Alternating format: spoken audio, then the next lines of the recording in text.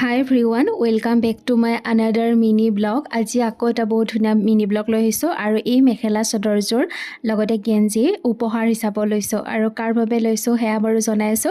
কিমান ভাল লাগিছে দেখা পাইছেনে? এইখন টি গাৰ্ডেন হয়, বহুত ধুনীয়া আৰু গুৱাহাটীৰ পৰা বেছি দূৰ নহয় আৰু এয়া আগফালে সৰু দাদা জেঠা মা দেউতা আৰু লগতে মই ফাইনেলি আমি আহি পালো। আহিয়ে প্ৰথমতে ফ্ৰেছনেছ হৈ চাহ খালো আৰু এতিয়া প্ৰথমতে মানে ঘৰখন দেখাই লওঁ কিমান ধুনীয়াকৈ সজাই ৰাখিছে আৰু ঘৰখন কাৰ হয় কিয় আহিছো সকলোখিনি ভিডিঅ'টোৰ এখৰ ফালে আপোনালোকক জনাই আছো। প্ৰথমতে আপোনালোকে ঘৰখন চাই লওক কিমান ধুনীয়াকৈ সজাই পৰাই ৰাখিছে।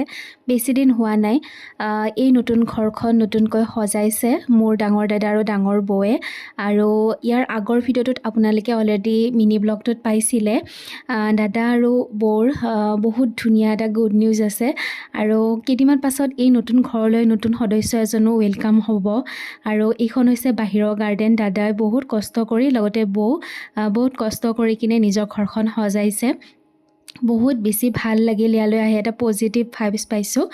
বহুত ধুনীয়া আৰু দাদা আৰু বৌ আচলতে গুৱাহাটীৰ যান জঁটৰ মাজৰ পৰা অকণমান ছাইডত ওলাই আহি নতুনকৈ ইয়াতে ঘৰখন সজাইছে, নতুন নিজৰ ঘৰ বনাইছে। লগতে বাহিৰৰ পৰিৱেশো দেখালোঁ, ভিতৰৰ পৰিৱেশো দেখালোঁ। মাজতে এয়া আম কাটিলোঁ আৰু বাহিৰত ইফালে খানাৰ চলি আছিল যা যোগাৰ।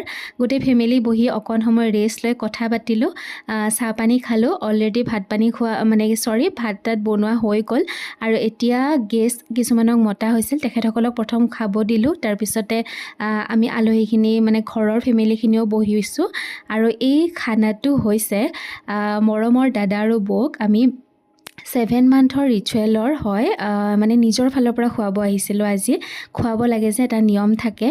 চ' গোটেইখিনি ভালকৈ হৈ গ'ল আৰু এই দুইজনী চাওকচোন, ছিষ্টাৰ দুজনী, মামাৰ ছোৱালী দুইজনীয়ে মানে একদম কেনেকুৱা উৎপাত কৰি আছিল আৰু গোটেই মানে বাচ্ছা পাৰ্টিখিনি লগ হ'লে উৎপাত চলিয়ে থাকে আৰু মেমৰিজ হিচাপত ৰাখি থ'লোঁ।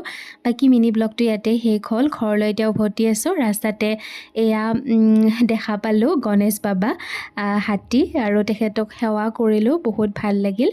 তো আজি মিনি ব্লগটো ইয়াতে শেষ কৰিলোঁ। নতুন ভিডিঅ'ত অতি সোনকালে লগ পাম। যদি ভিডিঅ'টো ভাল পাইছে লাইক কমেণ্ট শ্বেয়াৰ কৰিব নাপাহৰিব। আজিলৈ আহিছোঁ।